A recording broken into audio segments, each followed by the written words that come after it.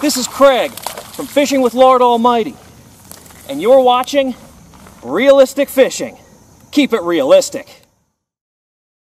Welcome back to Realistic Fishing.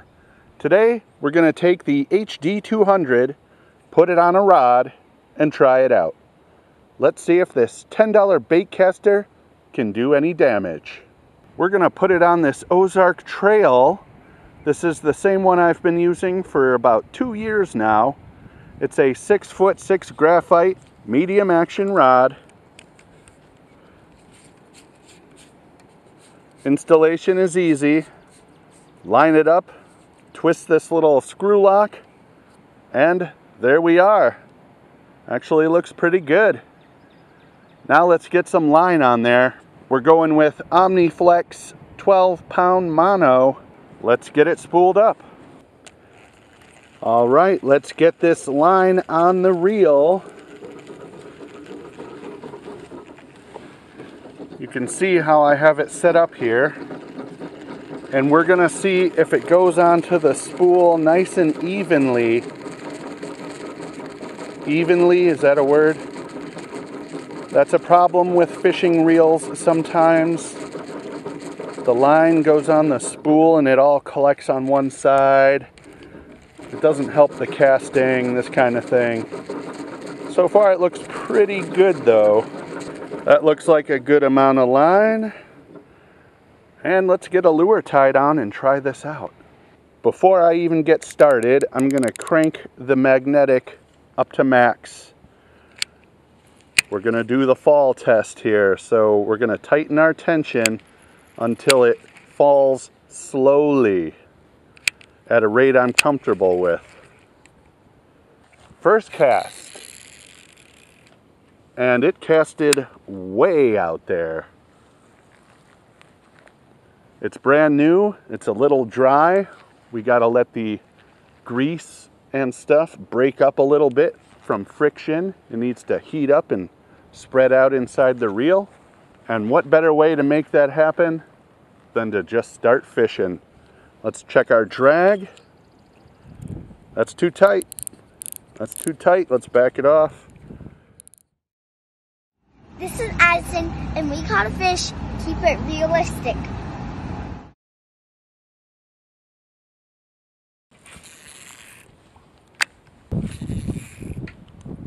Let's try an underhanded pitch. Hey, not bad. On the cast, the spool is nice and quiet. On the retrieve, a little bit of gear noise in there, but we're fishing with it as is. A beginner would not buy this and try to disassemble the whole thing and grease it up. They would just take it out and start fishing, and that's what we're doing today. Let's try another underhanded pitch. Nice and smooth. I like that. Little bit of an over spool. We're going to tighten that up just a hair more. I was casting into the wind, so I want that protection. I'm going to tighten it up just a little bit more.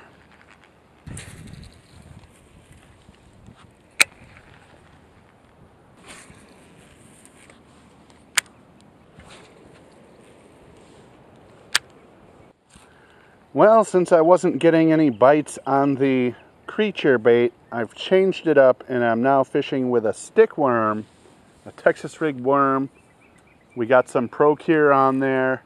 We're going to start casting over here, down trees, the point. Let's see if we can get a fish over here on the stick worm.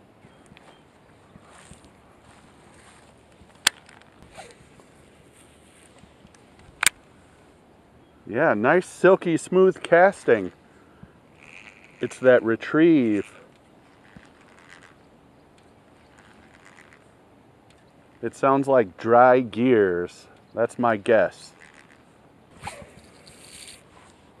Oh, a little bit of a over spool there.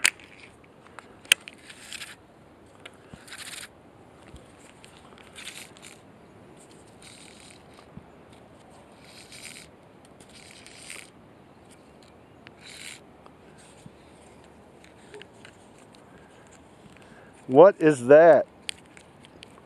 My line is somehow around the outside of the spool here.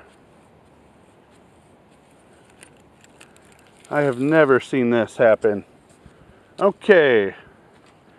Alright, let's see if we can figure this out. I mean, look at that. It's like caught under something on the side of the spool right there. Look at that. I have never seen that before. How did this happen? How did this happen? There it is. I took the side panel off. The line is alongside the spool. That should never happen.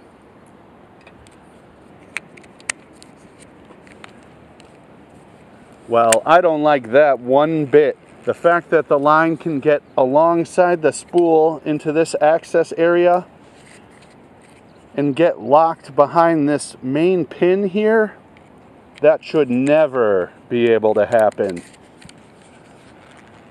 I consider that a design flaw. That's one big fat strike for this thing so far. $10 Baitcaster, strike one. What's up, everybody? Fatboy Dan here from Fatboy Dan's Great Outdoors. Y'all already know you're watching realistic fishing, and just remember to always keep it realistic.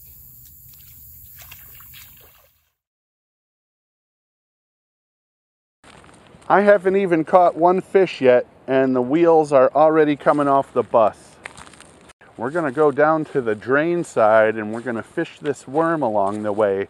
I hope we can put this to the test by catching a fish.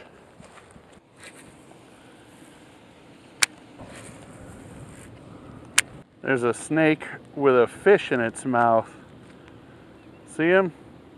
That's a big fish for that little snake. Huh.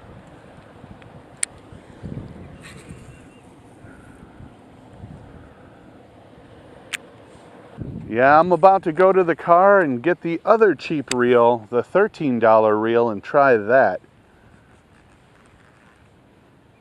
Something about this just ain't working.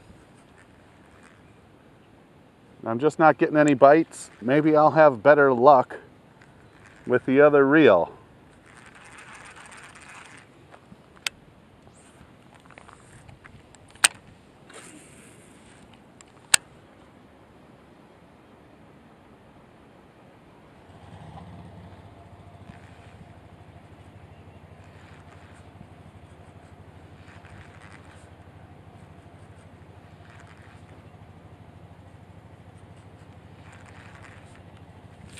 Fish. First fish. Here we go, HD 200 fish. Hello. Well, that went smoothly enough. Yeah, check it out. First fish of the day right here. We got maybe 3/4 of a pound bass. Look at that tail. It's just starting to get a little bit pink, which means he might be starting to clear off a bed. I don't know that he's going to attract any females since he's so small, but he might. First fish on the HD 200. Let's let him go.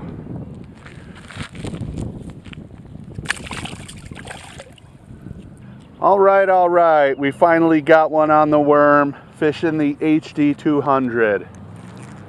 There's a lawnmower behind me. It's making a lot of noise, so we're gonna head back to the car and try out the other reel. My name is Dewey Cash, and you're watching Realistic Fishing. Keep it realistic. All right, here we are. Let's do a quick review on the HD 200.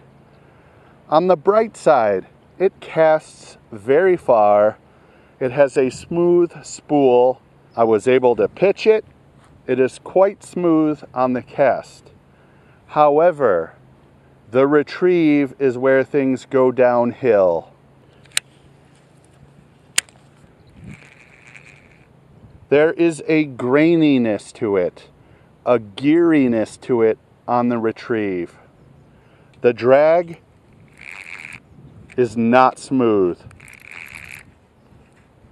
I'm sure I can take this apart and look for the problem, but what we're doing here is an out-of-the-box review. I do not like the way this thing retrieves. Like I said, it's geary, it's grainy, the drag is not smooth. Let's get the other reel on here, give that a few casts, and see if we can catch a fish with that one.